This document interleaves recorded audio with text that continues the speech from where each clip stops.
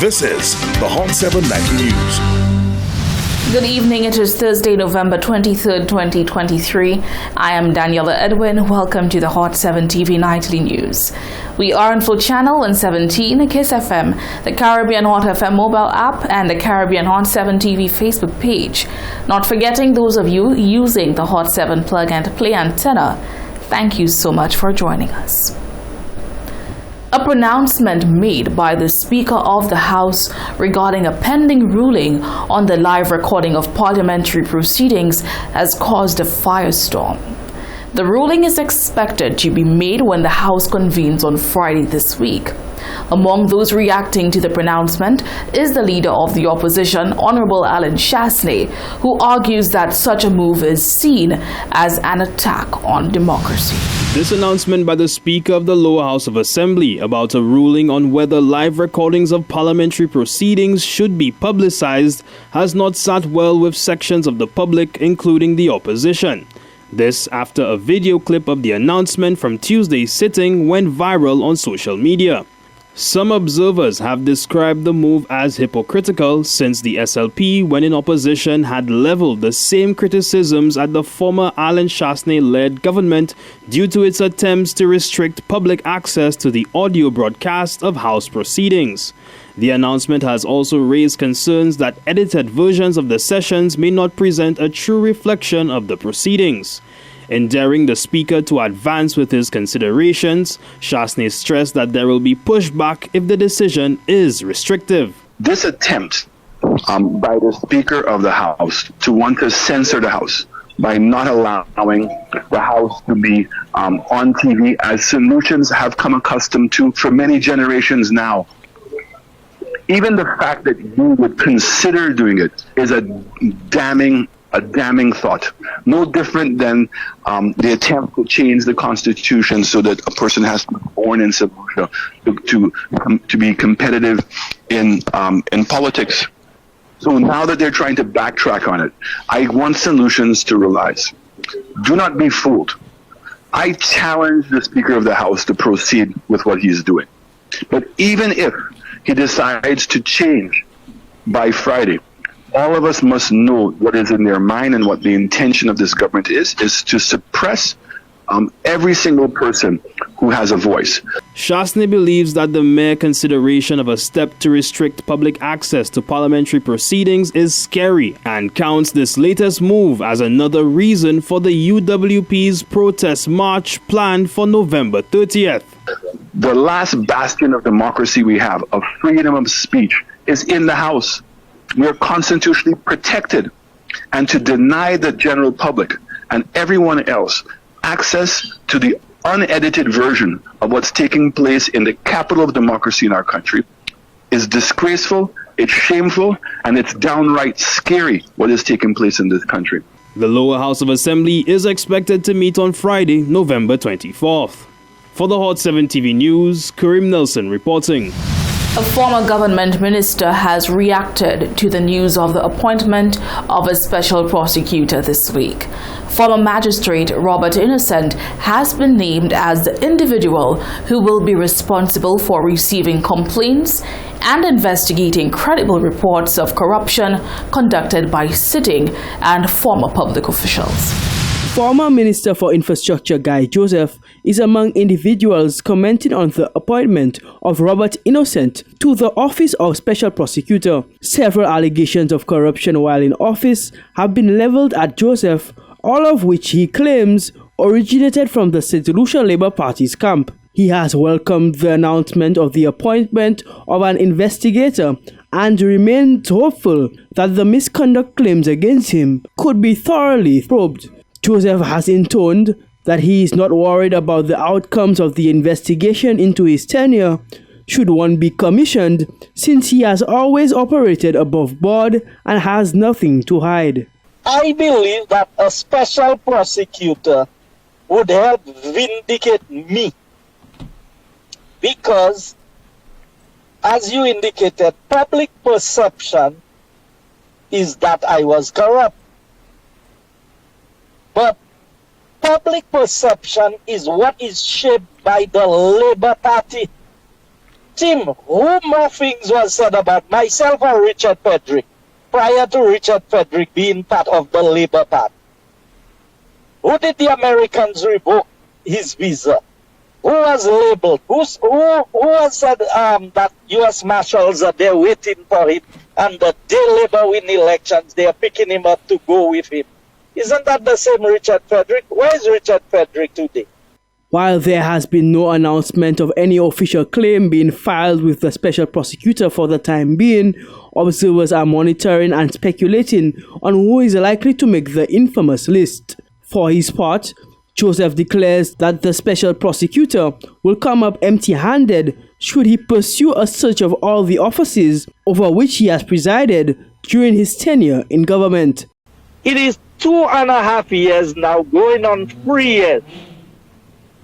So altogether, you're looking at about 8 years of investigation. And like I've said before, not even a bogus case they have been able to file on me. Now, do I expect that they can do that? Of course I expect that at some point in time. But I've always said to people, you see, Guy Joseph, I know how I operated in government. I followed the rules of government. I did the things that I could do as a minister. Labour Party can judge and they can say what they want. At the end of the day, every time they go to the ministries that I operated, they cannot find anything. All of it is allegations. Reporting for the Hot 7 TV News, I am Quinn Segis. Minister for Tourism Honorable Dr. Ernest Hilaire has responded to the claims made by Leader of the Opposition Honorable Alan Chasney, asserting that the government has effectively sold Port Castries to the cruise port operator Global Port Holdings. Chasney has on several occasions contended that the lease agreement between the state and GPH serves to fleece the country of much-needed revenue. In response, Hilaire questioned whether the opposition leader is best placed to make these claims and indicated that Chasney's record of conducting business on behalf of the country is not stellar. Since the signing of a 30-year concession agreement between the government and cruise port operator Global Port Holding, former tourism minister and leader of the opposition, Alan Chasney, has expressed his disapproval of this deal. The agreement involves a material upgrade to the cruise port facilities, including an expansion of the current berth at Point Seraphine and the development of the port in Soufriere. On several occasions, Chasney has contended that the PA administration sold the nation's port in a sweetheart deal to GPH. He believes that the gains the cruise port operator is set to make from the arrangement outweigh any potential upside the country can glean, and therefore the deal was unnecessary. The issue that we have with the deal is that it's a gift. Why would you lease our port to GPH for 40 years and give them all of the revenue? However, this is not the view of Minister for Tourism, Dr. Ernest Hilaire. In response to Chasney's claims, the minister questioned how a concession agreement where both parties benefit could amount to a sale. The member is notorious for his untruths, Mr. Speaker. He's notorious for it, Mr. Speaker. The member is standing up in this house and saying, you sold the port. Why did you, how did we sell the port? Well, if you give a concession to somebody for 30 years or 40 years and they're collecting the revenue, then you have sold it. Now, does that make sense? Is that what sale is? But he's all over saying that we've sold the port. Mr. Hilaire further raised doubts about whether the opposition leader was the most suitable person to make these assertions and suggested that Chasney's track record in handling the country's business affairs is not impressive. He pointed to a previous World Bank conference in Miami where he believes then Prime Minister Chasney showed disregard for the country's patrimony. Additionally, he dismissed the idea that the opposition leader has the best interest of St. Lucians at heart. The member from Micoud South speaks about the patrimony of St. Lucia being sold because of the lease arrangement with GPH. Can you imagine that? The member from Micoud South. Yes. He had so much disdain for St. Lucia. Yeah. He stood up in a global forum and dismissed the value of our country and our people and said all this talk about patrimony and preserving is nonsense. Your patrimony is measured by your credit rating. There is little doubt that the deal between the state and GPH will be a source of political discourse for many cycles to come. Reporting for the Hot 7 TV News, I am Quinn Tejis. Still in the first segment of the broadcast, the POV. Tonight's question is, what do you think can be done to improve employee experiences in the workplace? Here is your point of view.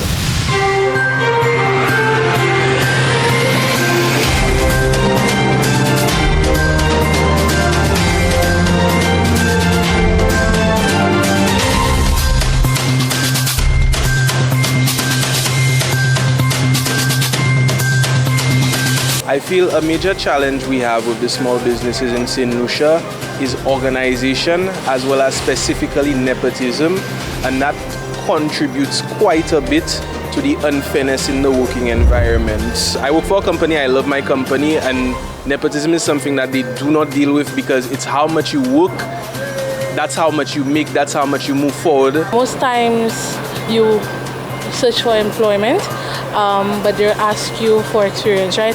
But let's say for a student who is just coming out of Sir Arthur, the 2 months of internship, that is not enough experience for certain workplaces, and they may ask for persons, you have the qualifications, but you can't get the job due to lack of experience.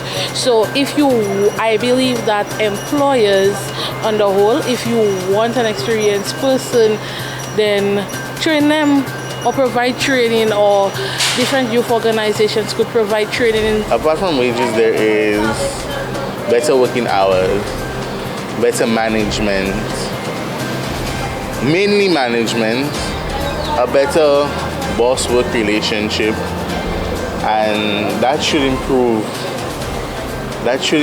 the workers and their livelihood. They need to give a fair wage, and they need to work as the masters see them working, and things will go better. If you do your work and you do it diligently, God will reward you, and the employers have to pay their workers better, that they don't steal what they have. Regardez, tout bagay qui est en supermarket là, yo ka raise dernier bagay en supermarket là. Union grapes là nous ka combiner. Moi te ka going $20. Yo vwe tenas oui. Actuellement vieux mettre en la vie encore en tout bagay ka raise avec un journée on n'a pas ka raise. Moun qui ka travaille toutes sortes de qualités de travail, you pas ka raise liquide. C'est ça qui a fait moi plus la peine. What I really want to see happen, the government give pension at 65 years. To be honest, when you're 65, what else you can do? You can even eat your pension money. You understand? So what the government have to do? Pensions are supposed to be at 50 years for the young people to get a job. But if 65 years, where the space for the young people that just leave school to get a job? Prime Minister, work on that, yeah? And do things right. And our role, we need to fix for the people to go work and reach work at time.